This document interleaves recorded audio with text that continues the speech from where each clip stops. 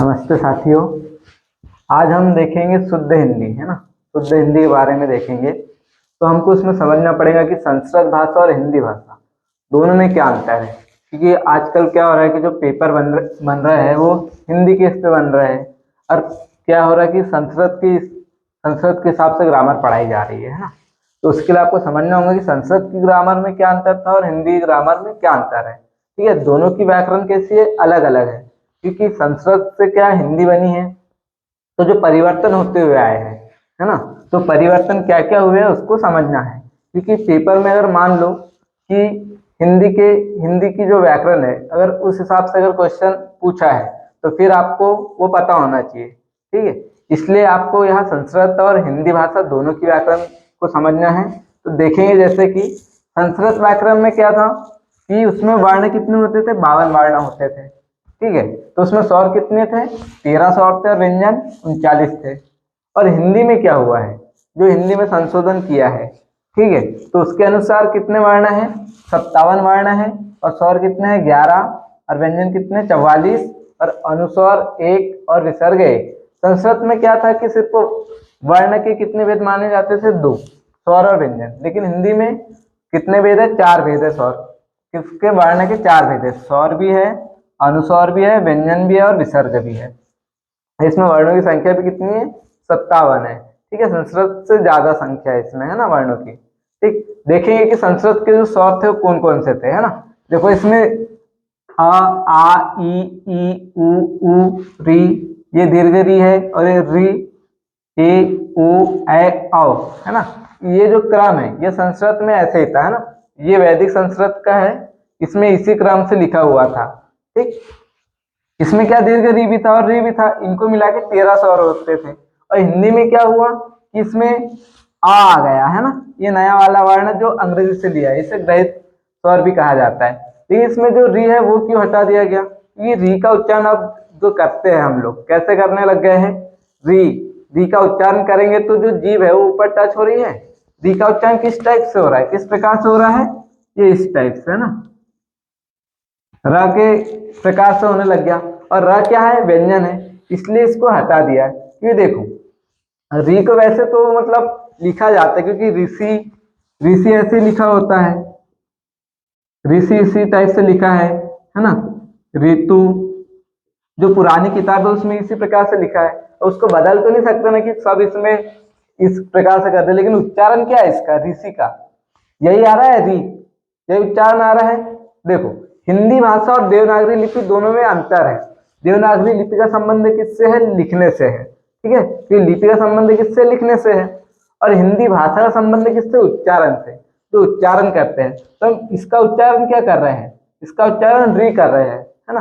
संस्कृत में क्या था, इसका जो उच्चारण था वो इस टाइप से था कि जो जीभ है वो टच नहीं हुआ करती थी ऊपर, है ना। क्योंकि स्वर की परिभाषा क्या है कि जो कंठ से स्वतंत्र रूप से ध्वनि निकलती है, जिसमें कहीं भी बाधा उत्पन्न नहीं होती है, वो क्या कहलाते हैं, स्वर कहलाते हैं।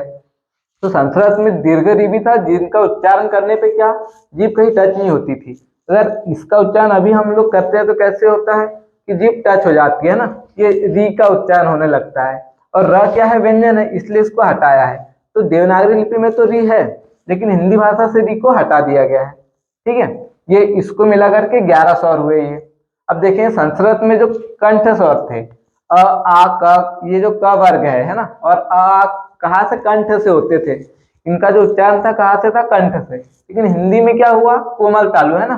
कंठ है तो उसके हल्के से ऊपर में कोमल तालु है, वहां से इनका उच्चारण होने लग गया, अ।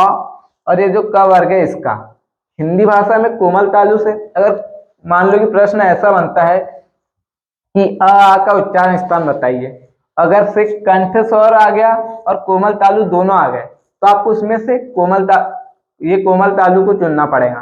ठीक है, अगर से मान लो कोमल तालु जो है ऑप्शन में नहीं है तो फिर आपको कंठ स्वर को चुनना पड़ेगा। ठीक है, वैसे ही संस्कृत में स्पर्श व्यंजन थे, च वर्ग जो था उसको स्पर्श व्यंजन कहते थे। लेकिन हिंदी में क्या है कि स्पर्श संघर्ष व्यंजन बन चुका है, क्योंकि इसका जो उच्चारण करते हैं, है ना।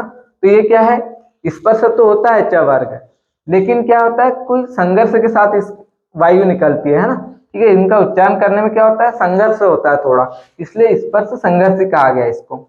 और देखेंगे दंत व्यंजन न स ल, ये दंत थे संस्कृत में, हिंदी में देख लो ये वत्स हो गए, मतलब कि जो दांत के ऊपर का जो भाग है मसूड़ा है ना, ठीक है, इसको क्या कहते हैं, मसूड़ा है ना, तो वहां से इसका उच्चारण होता है न स ल।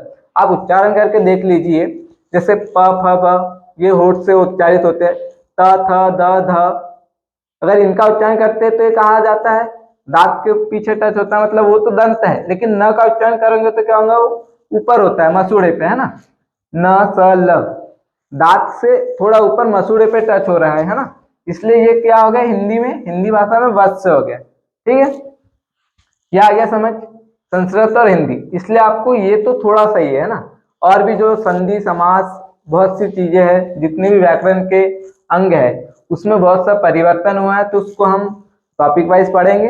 अभी ये सिर्फ इतना ही। अभी देखेंगे कि उपसर्ग, उपसर्ग पाणिनि की अष्टाध्यायी के अनुसार संस्कृत भाषा के 22 उपसर्ग है। ठीक है, 22 उपसर्ग है, लेकिन उपसर्ग 22 कौन कौन से ये जानना बहुत जरूरी है।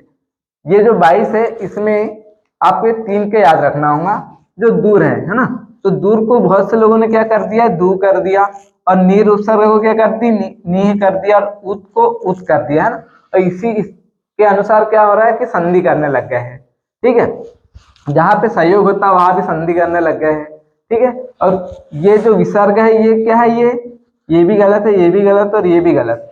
जो मेन है वो उद उपसर्ग है और नीर उपसर्ग है और दूर उपसर्ग है, ये हम कहा उपसर्ग में पढ़ेंगे और संधि में पढ़ेंगे। ठीक है, तो आपको इसलिए संस्कृत भाषा और हिंदी भाषा में अंतर समझना होगा, और शुद्ध हिंदी कैसे लिखे कैसे पढ़े उसके लिए हम और भी वीडियो बनाएंगे, तो आपको वो देखना होगा, है ना, टॉपिक वाइज करेंगे। धन्यवाद।